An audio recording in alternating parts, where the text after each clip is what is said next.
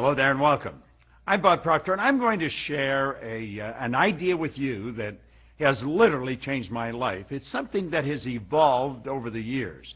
I've had some absolutely incredible mentors or teachers in my life, and I've been led to some pretty strong convictions over the years about what you and I are capable of doing. Unfortunately, I think many people go through life thinking some people got it and others don't. I've often said that most people are extras in their own movie. They make someone else the star, and they never live up to their potential. See, the truth is, there's no one alive that can even guess at what you and I are capable of doing. The wisest scientist alive cannot guess at it. There's only two sources of reference we have to go to find out anything about ourselves. One's science and the other's theology. Now, both of these areas clearly indicate that you and I have infinite potential. Think of what that means for a moment. I've thought about it for a long time, and I've come to the conclusion I don't really know what that means. Infinite means no end. It just keeps on going. Doesn't matter how much we do, we can do more. Doesn't matter how well we do, we can do it better.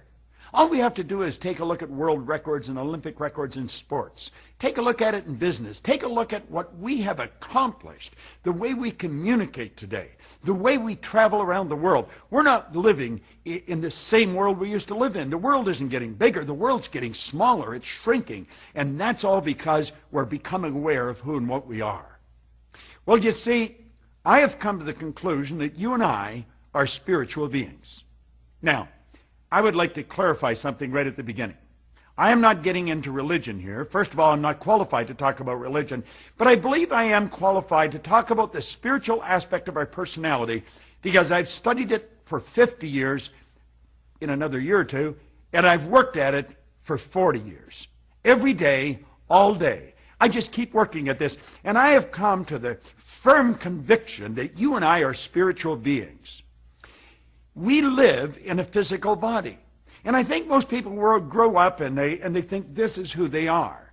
This is not who they are. This is the house we're living in. This is a body. This is a molecular structure.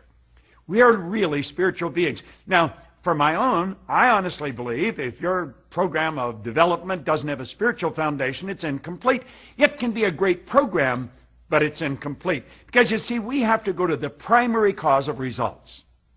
Now, you and I have been created different than any other form of life on the planet. We were given creative faculties. They're intellectual factors. Now, it's a strange thing. I taught a seminar to a group of school teachers, a couple of thousand of them. It was a number of years ago. Not one of them could tell me what our intellectual factors were. Napoleon Hill, in his phenomenal research, he come out with something. He said an educated person is not necessarily a person with an abundance of general or specialized knowledge. He said an educated person is a person who has so developed the faculties of their mind that they can acquire anything they want, or its equivalent, without violating the rights of others. Now think about that for a moment. It's an astounding idea. I think we have to take a look at what education is. He points out that it comes from educo, the Latin meaning to deduce, develop, or to draw from within. It's not hammering information into our head. It's becoming aware of what we've got inside. Now, it's how we use these intellectual factors that's going to dictate our emotional state or the vibration that we're in. Now, this particular module that you're watching, we don't get into what the intellectual factors are. There's perception, the will, intuition, memory, etc. We will teach those in another lesson. And it's a phenomenal lesson. Either Paul Martinelli or myself will be sharing that with you. But it's how you're using your intellectual factors that's going to determine your emotional state. See, no one can upset you without your permission. This is phenomenal information. So let's investigate the spiritual side of our personality, since that's really where it's all at. You know, spirit is omnipresent. Spirit is 100% evenly present in all places at the same time. Spirit is all-knowing. In other words, all the knowledge there ever was or ever will be is 100% evenly present in all places at the same time. And Spirit's all-powerful. All the power there ever has been or ever will be is omnipresent. Do you know what that means? All the knowledge, all the power is within us. We don't get energy, we release energy. I was 74 on my last birthday. I got more energy than most people 24. I have no intentions of slowing down. As a matter of fact, the more I wear become, the more I speed up. See, we don't have to slow down. We have to calm down. We want to open up and let Spirit flow freely through us. Do you know, all the knowledge is everywhere present. The way to build the internet has always been here. We just weren't aware of how to do it. The way to fly airplanes has always been here. We just weren't aware of how to do it. We have been letting logic control us, and our paradigm controls our logic. We've got to get out of the box. We've got to get into ideas that are totally illogical. That's what Christopher Columbus did. That's what the Wright brothers did. That's what Gates did. Took us to a world outside and took a look and say we're all part of it. We've got this phenomenal power. Now, on the movie The Secret, I quoted Dr. Wernher von Braun. He's considered the father of the space program. He said that the natural laws of this universe are so precise that we don't have any difficulty building spaceships. We can send people to the moon, and we can time the landing with the precision of a fraction of a second. He also said these laws must have been set by someone, which is an interesting point. See, I see the laws as the uniform and orderly method of the omnipotent God. A law is something that happens every time with every person everywhere. Well, one of the laws is the law of vibration. Now, the law of vibration operates on frequency. The law of vibration decrees everything moves, nothing rests. The wall that may be surrounding you right now is moving. If you took a microscope and looked at it, you'd see it moving. I've often pointed out in seminars that a body in a coffin is moving. They usually think I've really lost it at that point. But if you look at the remains on a corpse, you will see it moving. And if it wasn't, how would it ever change to dust?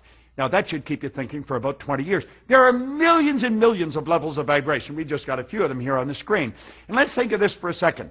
The highest part of you is the spiritual part, and the lowest part is the physical. Now, sitting right here in the center, the control panel in our life is what we've been given to choose with. We choose to grow or not. See, the basic law of life is create or disintegrate. Well, we've got this intellect, and if we use it properly, we will start to understand that every frequency is hooked up to the one above or the one below. Now, we're going to go a long way with this concept. That means that everything is connected. Everything, there's just one power, and everything we see is the manifestation of that power. But let's keep moving on here for a moment.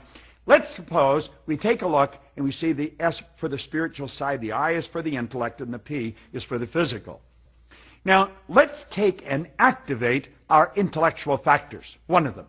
And we activate it, and something in us starts to change. And we tap into the spiritual side of our personality. Where is spirit? Spirit's everywhere. Where's thought? Thought is everywhere. And we can think.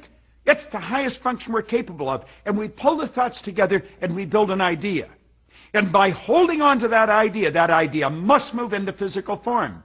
Andrew Carnegie one time said, any idea that is held in the mind, that's emphasized, that's either feared or revered, will begin at once to clothe itself in the most convenient and appropriate form available. Now think of this for a moment. The results in your life are the manifestation of the ideas that you have been getting emotionally involved with.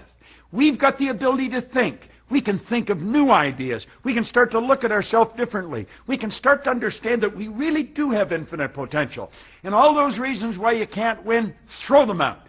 Accept these ideas of how you can.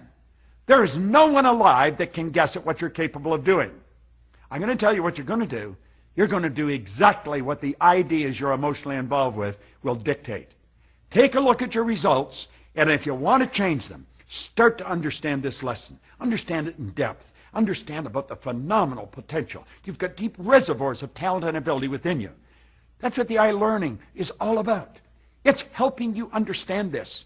All the greatest teachers in the world have come together to share this with you for pennies. Cost of a good lunch. And you've got this every day, all month. Start to understand the spiritual truth about who you are and the marvelous mind that you've got. You are a creative being. You can create, and you are creating the life that you're living. If you don't like it, change it. I didn't like mine, and I changed it. Today, I'm happy, healthy, and wealthy. And you know something? I'm working on a great big new idea. And I know it's going to move into form. I want to suggest you do the same thing. This is Bob Proctor, and thank you.